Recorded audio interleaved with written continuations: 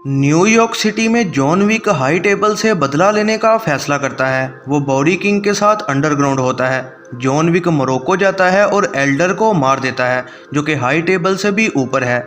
इसके बदले में मार्किस, जो कि हाई टेबल का मेंबर है, वो न्यूयॉर्क कॉन्टिनेंटल होटल के मालिक विंस्टन और उसके साथी शेरन को बुलाता है।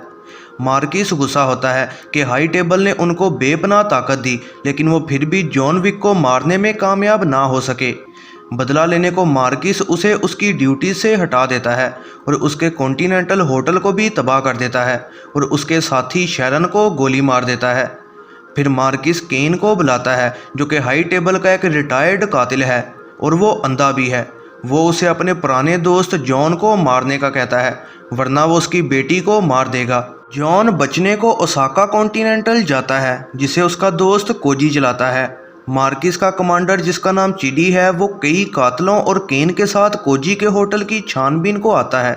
कोजी की बेटी होटल से मेहमानों को भेज देती है और उन सब में लड़ाई शुरू हो जाती है। जॉन कई कातलों का खात्मा कर देता है और फिर उसका सामना केन से होता है। इसी दौरान मिस्टर नोबॉडी नामी बाउंटी हंटर उनकी लड़ाई को रोक देता है और जॉन विक की भागने में मदद करता है, ताकि जॉन विक के सर का इनाम बढ़ सके और वो और पैसे कमा सके। कोजी अपने दोस्त की खातिर केन से मुकाबला करता है। केन कोजी को मार गिराता है, लेकिन उसकी बेटी अकीरा को छोड़ देता है। जॉन विक न्यूयॉर्क वापस आता है और विंस्टन से मिलता है, जो कि अब बदला लेना चाहता है। विंस्टन जॉन विक को कहता है कि वो हाई टेबल के एक रूल पर अमल करे और मार्किस को 1-on-1 फाइट के लिए चैलेंज करे।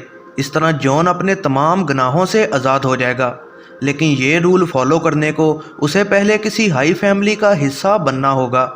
जॉन फिर बर्लिन हेडक्वार्टर्स में जाता है और रुस्का रोमा फैमिली जाता है, जिसे वो पहले छोड़ गया था।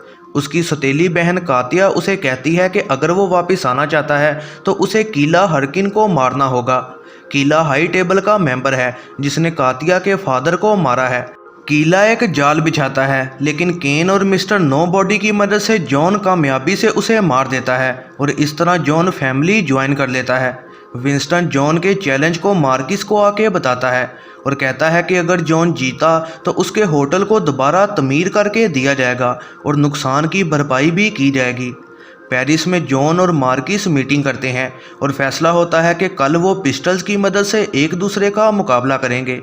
इस मीटिंग को हार्ब्रिंगर अरेंज कर रहा होता है। मार्किस चालाकी दिखाता है और कहता है कि केन उसकी जगह मुकाबला करेगा और हार्ब्रिंगर जॉन और विंस्टन को वार्न करता है कि अगर वो कल टाइम से ना पहुंचे तो उन दोनों को मार दिया जाएगा। बॉडी किंग भी पेरिस आता है और जॉन को एक नया सूट और पिस्टल दे देता है। मार्किस जॉन को फाइट में टाइम पर आने से रोकना चाहता है और इसके लिए वो जॉन विक के सर के इनाम को 26 मिलियन कर देता है।